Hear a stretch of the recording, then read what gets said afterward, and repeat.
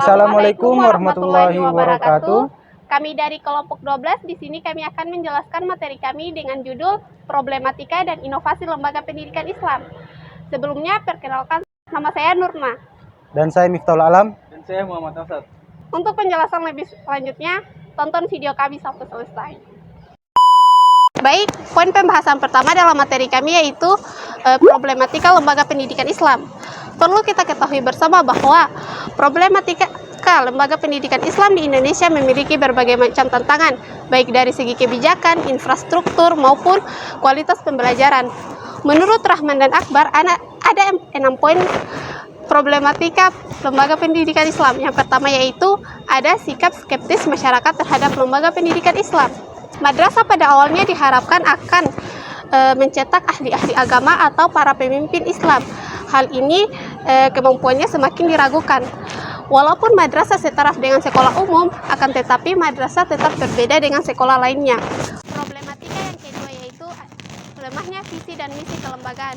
Visi dan misi merupakan masalah utama dalam lembaga pendidikan Islam, di mana jika ditinjau di lapangan, banyak lembaga pendidikan Islam, khususnya madrasah di bagian pedesaan, tidak memiliki visi atau arah yang jelas dalam pengelolaan pendidikan, sehingga madrasah tersebut tidak memiliki perencanaan yang baik.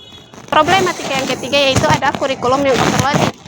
Kurikulum merupakan masalah utama dalam dunia pendidikan, di mana kurikulum di madrasah itu hanya lebih menekankan pada ranah kognitif saja, sementara ranah afektif dan psikomotorik terabaikan begitu saja. Problematika yang keempat yaitu rendahnya daya saing lulusan lembaga pendidikan Islam. Jika dilihat dari segi lulusan madrasah dan lulusan sekolah umum sangat berbeda. Lulusan sekolah umum lebih terbuka untuk melanjutkan perguruan tinggi di sekolah umum.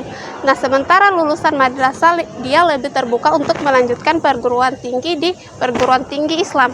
Problematika yang kelima yaitu sarana dan prasarana kurang memadai serta ketertinggalan teknologi.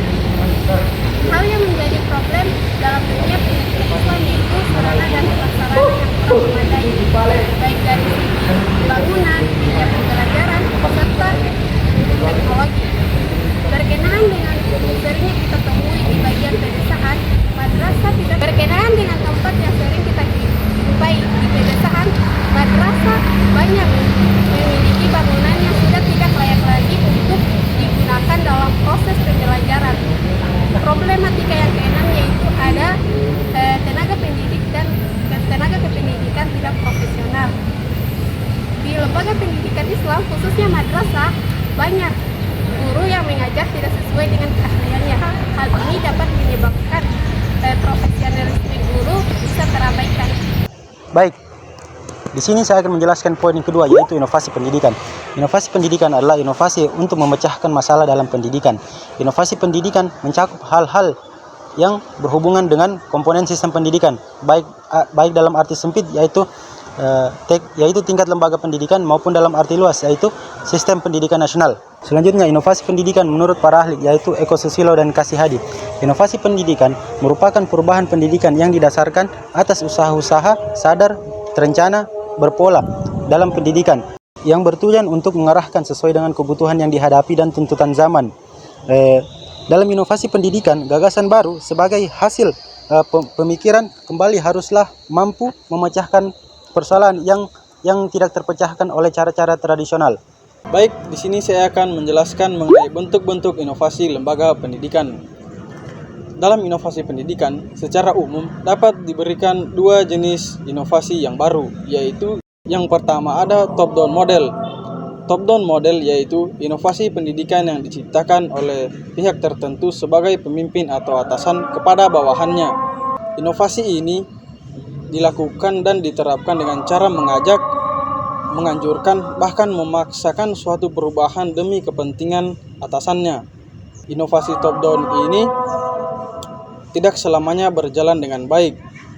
Ini disebabkan oleh beberapa hal seperti penolakan dari berbagai pelaksana seperti guru yang tidak dilibatkan secara penuh baik dalam perencanaan maupun pelaksanaannya. Kemudian yang kedua ada bottom up model.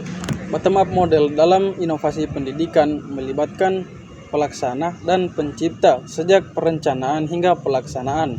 sehingga tanggung jawab dan komitmen terhadap suatu inovasi menjadi lebih kuat. Inovasi ini biasanya berasal dari ide atau inisiatif dari sekolah, guru, atau masyarakat untuk mendukung mutu pendidikan. Di Indonesia, model bottom up ini jarang digunakan karena sistem pendidikannya yang bersifat sentralistis. Kemudian, selain dari top down model dan bottom up model, ada beberapa kendala-kendala yang mempengaruhi inovasi pendidikan, yaitu yang pertama, kendala-kendala seperti resistensi dari guru, siswa, atau masyarakat. Kemudian yang kedua ada faktor pendukung seperti kurikulum, fasilitas, dan dana. Serta yang terakhir faktor lingkungan sosial masyarakat.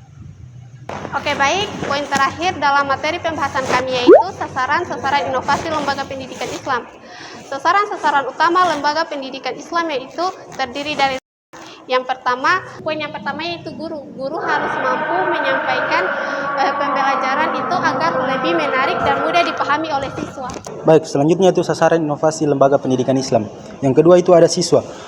Prioritas paling tinggi di sekolah adalah berpusat pada minat dan kebutuhan siswa. Jadi, semua pekerjaan di sekolah diabdikan dan pada kepentingan siswa sesuai dengan tujuan dari pendidikan di sekolah tersebut. Sebagai objek utama dalam pendidikan, siswa memegang peran yang sangat penting, sangat dominan. Siswa dapat menentukan keberhasilan melalui penggunaan inteligensi, daya motorik, pengalaman, kemauan, dan komitmen yang timbul dalam dirinya tanpa adanya paksaan. Kemudian poin terakhir dari sasaran dan inovasi lembaga pendidikan Islam yaitu fasilitas. Dalam inovasi pendidikan, fasilitas ikut mempengaruhi kelangsungan inovasi yang akan diterapkan. Tanpa fasilitas, maka pelaksanaan inovasi tidak akan berjalan dengan baik. Aku sedih banget.